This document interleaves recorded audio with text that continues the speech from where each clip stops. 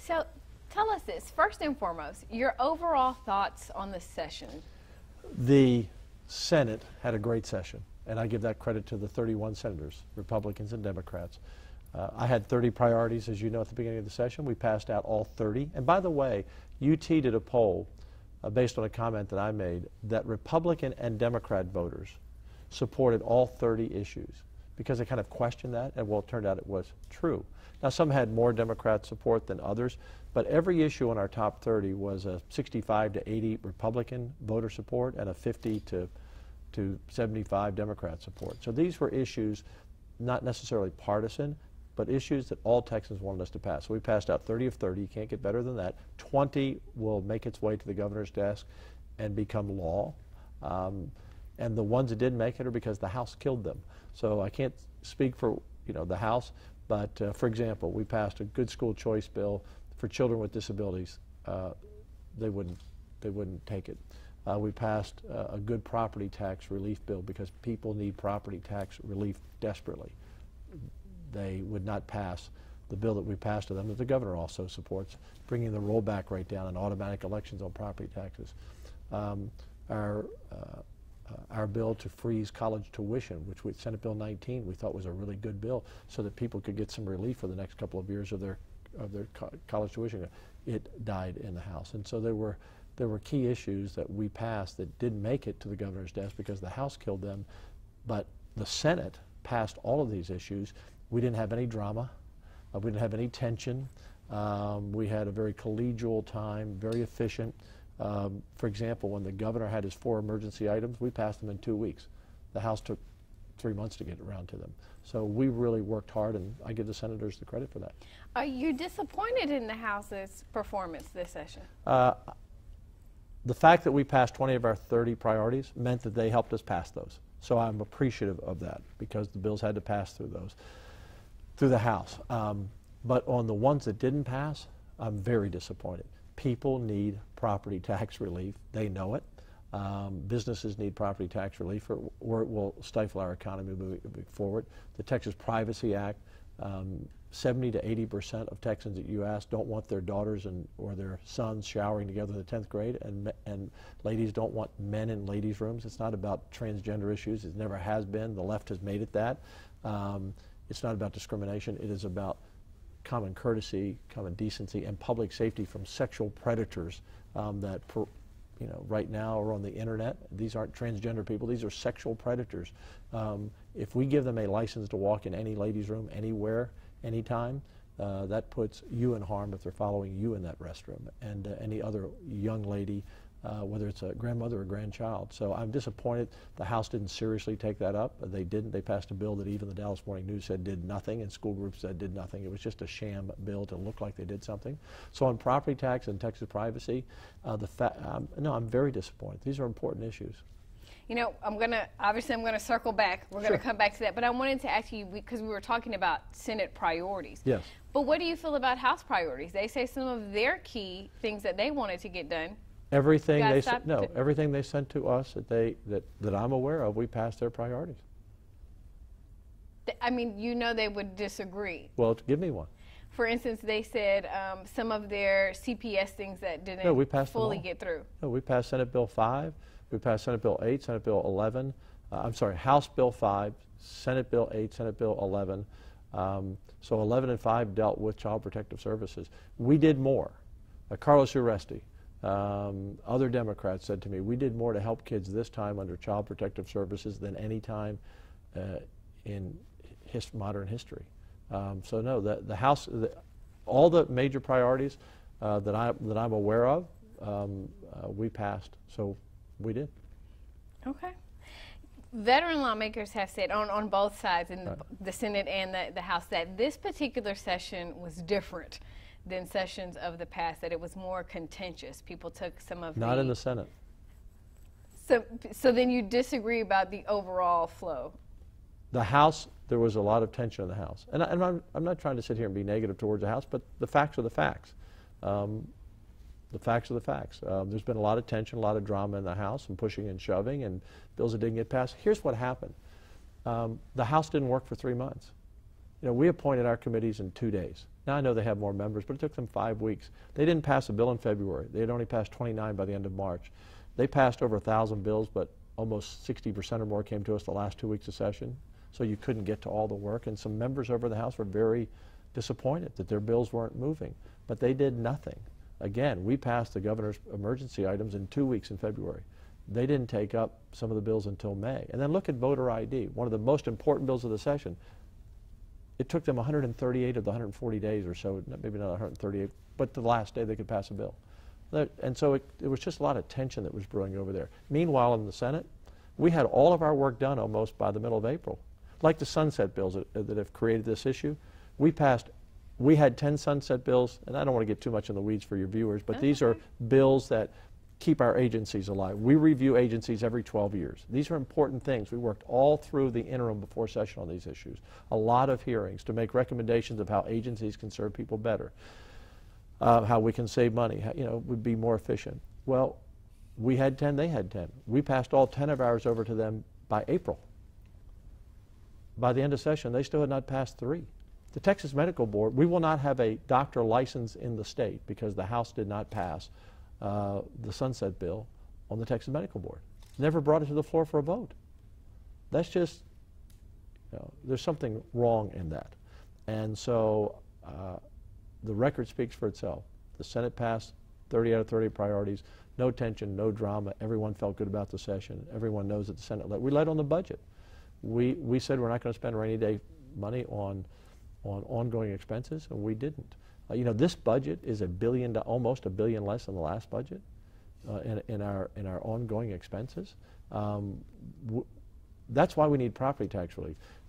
The state legislature has done a really good job of controlling expenses and limiting the size of government. Our cities and our counties and our school districts are just growing beyond people's means to afford them. And that's why property taxes are so important, to have real reform. But a sense from a lot of lawmakers in the House, and one of their bills that did not get passed was the school finance bill. Well, that's not true. And they say that part of the reason why, you know, property taxes are the way that they are for Texans is because of the school. It was just propaganda by the House. First of all, again, not to get too complicated, but they wanted to give schools $1.5 billion more. Do you know where they were getting the money from to give the schools more money? From the schools. They were borrowing money from the Foundation School Fund to give the schools more money. That's just ridiculous. And we stopped that. I can't say I'm going to give you a raise, but can I borrow some of your money to give you a raise? It's stupid, quite frankly. And so it never had a chance. But we passed House Bill 21 back to them that put $500 million more in schools. $500 million more in schools. And created a program for children that have disabilities. The parents could use those dollars for private schools if they needed, or tutoring, or therapeutic programming that would be outside the public schools. The House killed the bill for $500 million 3 nights ago because they didn't want to give children with disabilities any private money because, oh, that's a voucher. I'm sorry, it's not a voucher. Look, we have great public schools. I was chair of education, as you know, in 2013. You know, our public school system, we have some problems, but we have a lot of good schools and some great schools. But we have families that, quite frankly, they don't believe the public school that their kids are in fit their kids. And I've always believed that every family should have choice to put their child in the school that's best for them, public or private. However, go beyond that. If you have a child with a disability and your public school can't help your child, you ought to have the right to be able to go elsewhere. And because we had that program in there, it was 10% of the money. It was $50 million out of the $500 million. We're going to help families with disabilities. And the House killed that bill, whatever the last night was. Yeah, I lose track of time here, just a couple of nights ago. So that's not true. We did put more money into education. We fully funded education, number one. We funded the growth. We add about 80,000 kids a year to our schools, which is about, you know, $1.5 billion to $2 billion in our budget. We did all of those things. Their concern, a lot of the big concern, though, is with recapture. I mean, the state is set to take in billions on recapture, and not all of that money necessarily has to go to schools. Well, here's the deal. If you want to fix that problem, then cut people's property taxes. You can't have it both ways. in the House. You can't argue that property taxes are used by the state to fund schools and then refuse to lower property taxes. If you lower property taxes, the state won't have availability to those funds. And here's how it works, by the way, because your viewers are probably saying, what does this all mean? We fund our schools. Well, by the way, let me give you the number. If you combine property taxes and the state, about $100 billion with a B. This idea that we don't fully fund schools, it's nearly half of our budget, nearly half of our budget between K through 12 and higher education, 50 cents of every dollar, plus your local property taxes, plus your local property taxes. So this idea that we're shortchanging schools is just not accurate. The issue is our schools keep growing. We have 6 million kids in school, more kids in school in Texas than about 30 states have people. So we're keeping up with that growth. But the schools are funded by property taxes locally and state. Well, the higher the property taxes go up, then the state puts in a little less. In other words, here's the number. You want to fund whatever that number is. Here's the seesaw. If your property taxes go up, the state puts in a little bit less. If your property taxes go down, which happened in 2009 and 10, then the state puts in a little bit more. That's how it works. Well, if you reduce property taxes, which I've been fighting to do, and the House has refused to do, if you lower property taxes, the state will have to put in more money, and we're prepared to do that. Okay. You know, we mentioned special session a little bit. We were talking about the medical board. Yeah. You had the power, you have the power to have passed it and prevented it. Not true. There's been a lot of misinformation about that put out by the House because they wanted to cover their tracks. Again, the facts. They never brought the Texas Medical Board up on the floor for a vote. Never. In the entire session. Okay? I just want to ask a question. Yeah. But it was an amendment to a Senate bill. Which was not germane to the bill they attached it to and not constitutional. So it was a nothing bill. But there's something bigger than this. Look, we review every agency, like the Texas Medical Board. We review every agency on a 12-year cycle. We do that for about a year before we get to session. And then the members, the House and the Senate members, have a right every 12 years to have a bill on the floor that they could amend. Maybe there's something that they want to change, to ask questions. The House never gave their members a chance to have that bill on the floor, to amend, to discuss, to debate. What they did is they failed in their job to pass it, which means we won't have any licensed doctors. We're going to fix it. We can fix it in 2 days when we come into special session. No one should panic about losing doctors. We're going to get this done. But they never did it. And then they passed us over this unconstitutional, non-germane item on a bill. But even if it had been, they were denying their members the opportunity to debate this important issue. There are lots of questions that people have about the Texas Medical Board. Some people would have questioned the good things they're doing and some things that maybe they're not doing. And so they never gave their members a chance to do that. So we didn't cause the special session. They didn't bring it to the floor for a vote, and I don't know what you can say. They're there 140. We passed that bill over to them or we passed our sunset bills by mid-April. They would say that they did bring it to the floor because it was, even though it was an amendment, they could have argued and changed the amendment then, disagreed and took votes. And then tell us also, why was it not germane to the bill that they added? Well, I'm not going to, look, any parliamentarian can look at it. It was clearly not germane. It just was not germane to the bill. You're missing the point. They did not bring, they had 10 sunset bills to bring to the floor, and we had 10. We passed all 10 of ours to them in April. They still have not passed 3, and session's over. I want you to understand. I understand the point. Okay. I get what you're saying. Right. I just have to present the other side. I'm fine. I'm question. But, right. You know what I mean. Yes. So tell us this. Let's take a step back to bathrooms. Yes. Now, we've heard, obviously, passionate and practical arguments on both sides. We've heard all the points. We've heard facts, dollar figures, why dollar figures are not correct, all of that. Taking all of that aside, why is it for, not Lieutenant Governor Dan Patrick, but for Dan Patrick, why is this such a priority? Why is this personal to you? It's not personal. It's not personal. I'm doing what the people of Texas elected me to do.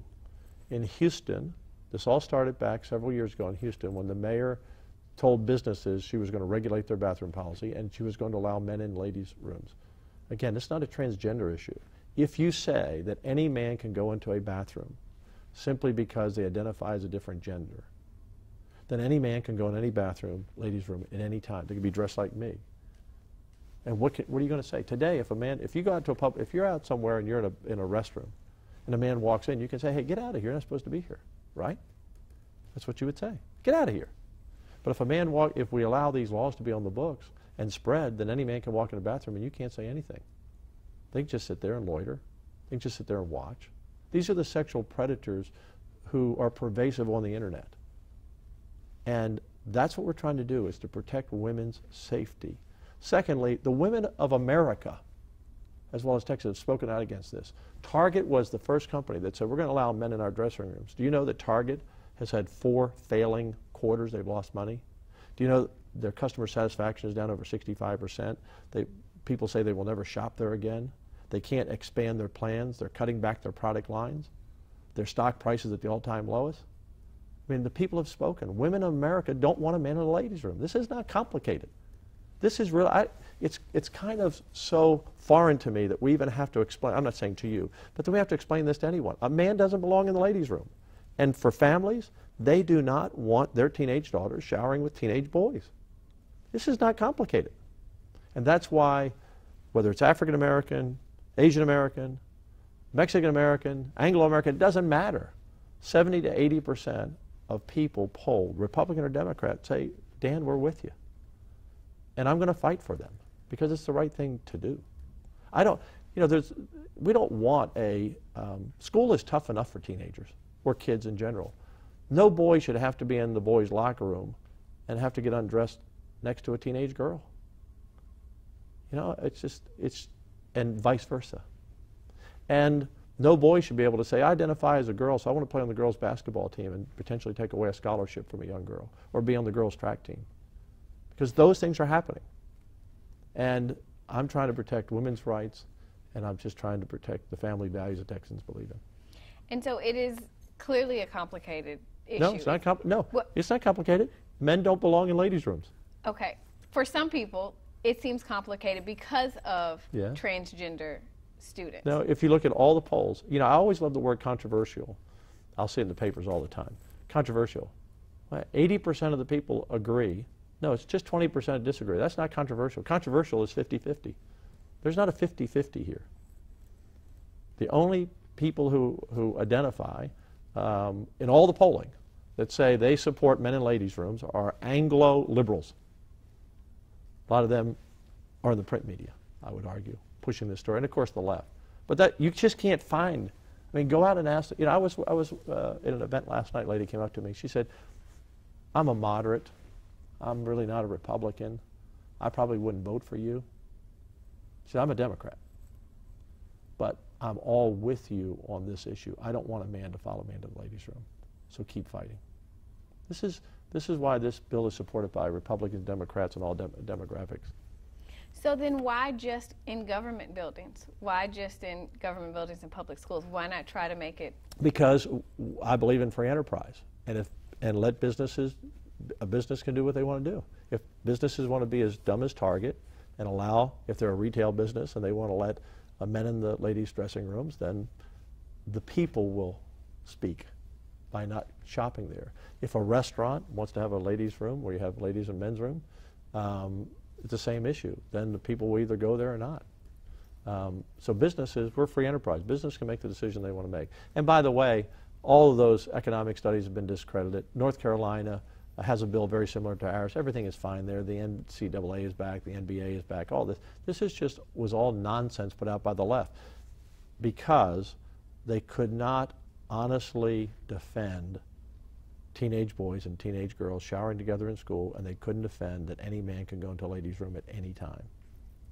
I'm getting the wrap up, but I want to ask you 2 more questions. Okay. It seems like this is one of those issues that has created a little bit of a divide even within the GOP. No. You don't feel as though, because we've... let me repeat as nicely as I can. 70 to 80% of all the people polled support the position. So let me say this. Between lawmakers, we have lawmakers who are in the Republican Party who don't support the idea. No, I'm sorry. We got 20 out of 20 Republicans in the Senate to vote for the bill and 1 Democrat. So in the House, there are 95 Republicans. 80 signed on the bill as co-authors. Okay? So out of 95 plus 20 is 115 Republicans that serve in the Texas legislature. And out of those, 100 out of 115 either voted for the bill or said they would vote for the bill. So you can't say that there's a divide. You never get 100% of anything. Well, you see that you're the speaker. What do you say about? Yes, I've kind of made that point. One person, Right. one person is standing against the people of Texas on this issue, on property taxes, on school choice, on freezing college tuition, and on Texas privacy. One guy. But on the privacy issue, one guy says no. But 100 out of 115 have either voted for the bill or say they will vote for the bill. So, you know, that's just the way it is. And hopefully one day he will be persuaded to change his mind, or he'll at least he'll give a vote to those who want to vote for it for a real bill in the House. Look, had we brought House Bill 2899, which was a bill similar to Senate Bill 6, had it come to the floor, it would have gotten more than 80 votes. So it is what it is. My last question for you. Yeah. We have to ask. I know what has been said, but are there any intentions to run for governor? No. Look, we had a great session. Most conservative session in history. Kept our spending down, providing all the services, and particularly putting a lot more money and focus on child protective services. We had a really good session, except for a couple of bills that the House blocked. Greg Abbott and I are friends. Greg Abbott and I mean, you've read the comments. He also thinks we need a rollback rate on property taxes. He thinks we need an automatic election. He supports privacy. We're on the same page as this, so there would be no reason for me to run for governor. He's done a terrific job. I've already endorsed him. I'm not changing my mind. I'm running for lieutenant governor. I like what I do.